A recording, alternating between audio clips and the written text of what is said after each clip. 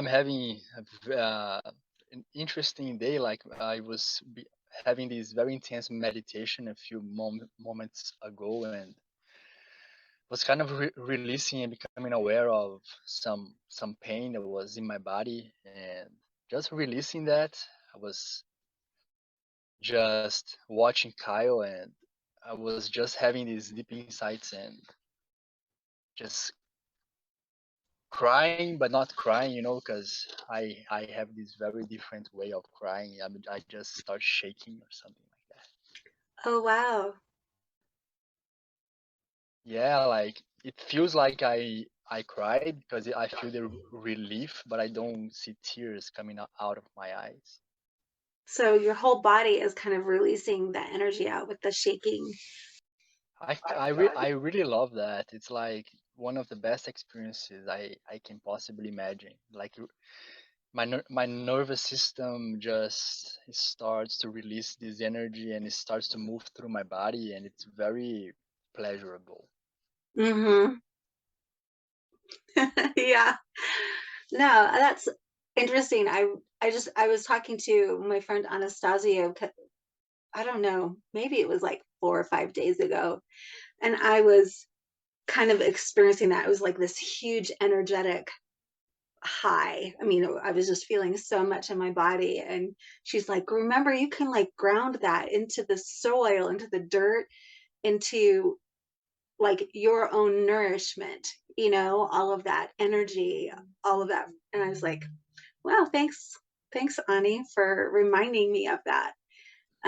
Because there's a part of that that kind of can give energy to the soul in some way. And I'm trying to like feel into that and feel what that is, because part of me, I'm not into the drama. I don't want to be like being in relationships where it's all about drama that we're all creating, and like, oh my God, if this happens, then then I'm lost forever, or is this person going to betray me? But actually being truly like with emotion that like can feed my soul, like I'm trying to understand that, I think, a little bit more. Like, rather than feeling, oh, emotion has to be played out and all that drama that was taught before, like, how can this amazing gift that I have like really be, how can I embrace it for my own benefit? That's a nice question for me. Like, That's interesting. I was yesterday. I was having this insight about making everything a gift, and to define everything as being a gift, yeah. and then you start to experience everything as being a gift. Uh, and then I notice my vibration just raises so much because I'm aligning with the truth, and then today I'm like really feeling these old stagnant patterns that used to be stuck in my body, and it's so deep. And I really believe that this blissful state is our natural state, and all of these blockages, they just kind of mm, they contract and make us kind of disconnect from that natural bliss that's always here. And so I like to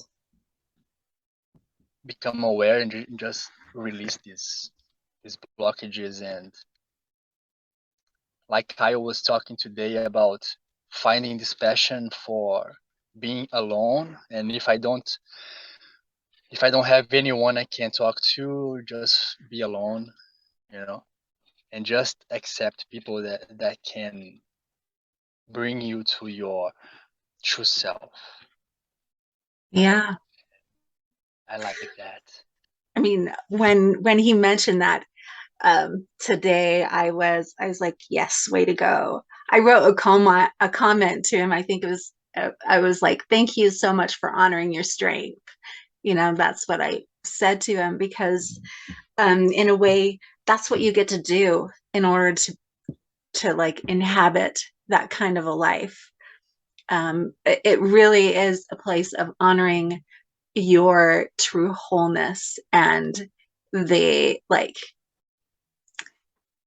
the gift that all is, just like you were talking about, is for your own blessing, it is for your own best good and your own wellness and your own highest. um but like being able to be with that, I actually had a really interesting experience. I just got back from a trip. um a friend of mine wanted me to come visit him in California, and it was so interesting because I arrived there and I haven't seen him for a while. I've known him for 15 years or so. And we've always had this interesting dynamic play out between ourselves. Like, we've never known, like, we care about each other really a lot, but like, we've never known kind of how to place ourselves with each other. And it was really interesting to like show up, and me being in the space of me honoring and wanting to clear all those patterns, right, that I've seen before me play out, especially in relationships that I've had. And like, you know, the the feeling of, oh, they really aren't looking out for me, or oh, they have this opinion about me, they've already rejected me. It felt like every single one of those things like suddenly was like boom right there in front of me. And it was an amazing opportunity for me to be able to be with it and like have a conversation with someone where I was like, this is what I'm experiencing, this is what's coming up in me, but I don't want to be acting under that, I don't want to be living under that. I know what that is. A part of me wants to be offended right now, like really wants to be hurt right now. And I've seen it over and again. Okay, this is where the hurt comes in. Like, this is where the pain comes in. This is where the like rejection or this or that comes in. And being able to sit with it and then interact in a whole new way. like interact in a whole new way and say, I am feeling like, of course I had some time alone to be with it. It's not like, so I was with it and then I was like, I'm ready for a conversation right now with you. And so like we talked about it, and it was one of the most amazing freedoms that can give myself, because I got to interact with him in an absolutely free way and say, okay, that was the story. And like we triggered each other both exactly in our stories, like from the past. But we got to be able to be with each other and just like actually step into it in an absolutely new way. I mean, and something that was obvious to me is like, we are really just friends. Like, we don't really connect in a way that both like works for a real relationship that we want to be in. um but it was like still a very loving experience within myself. And I actually experienced exactly what I went there to do. And that was to experience that lovingness and real presence, like being able to be actually really present with myself and what was going on in this situation. So it was like a really amazing experience, even though a part of me wanted to just be fully like so hurt, so like so like caught up in every single thing and act upon it and like replay that story. So it was really cool to be with it and not have to act out the story anymore. you know it was like, okay, we're human, we feel, we're adults too, like, and we actually can see beyond the story of all of that. That's exactly something I am desiring to experience too. So thank you for sharing that. Yeah, because I know you've talked about relationships and people really being wholly themselves, and I think a part of the challenge for me was there was a part of my brain that I saw that wanted to make who he was and the things that were important to him wrong. Like, oh, Yeah. he just doesn't see how important this thing is, or he's just, not grown up enough to see this or that. And it was like, nope. Like, no, like I honor you, that you have your path and it's your own wholeness adventure, and that's you. I get to honor that that's you too, and that I have my own path, and I have my own. I love it. I just said wholeness adventure. I don't know what that is, but that sounds fun. I guess a wholeness adventure. I guess I get to have an adventure in being whole. Uh, yeah, but I think in relationships, I've always had. It's very interesting that I'm realizing this as we speak, because I have this this desire to experience someone truly hearing me, but I noticed that I've never allowed myself to hear myself that deep. Mm, So it's kind of impossible to actually be heard by someone else if I don't hear myself. And I had no idea how to do that.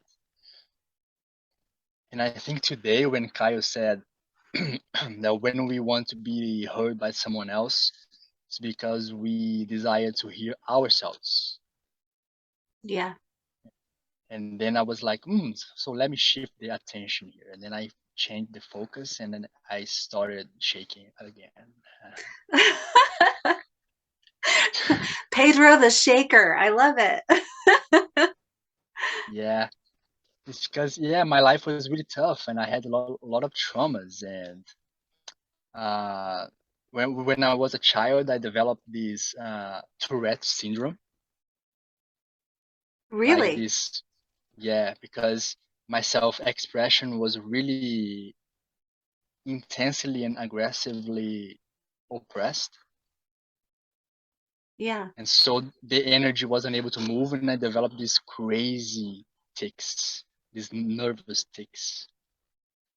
And I noticed today it's because my desire to create music and to sing and to dance and to express myself, I was born into a family that was really against that. Wow.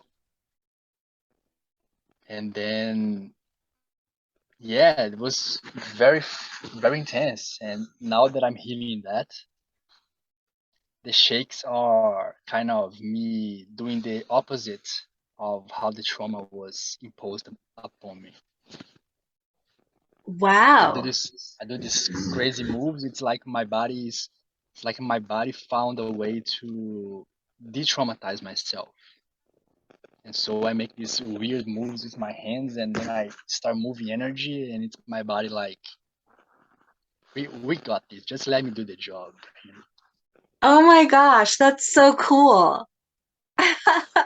I mean, And it's amazing that you've embraced that and you've allowed, like, told yourself and seen yourself enough to know this is me healing myself. Like, before, maybe you would have tried to stop yourself, and like you might have like had some other reaction, but you're like, yes, embrace this. Like, my body is healing myself. Like, I'm healing. Like, that's amazing.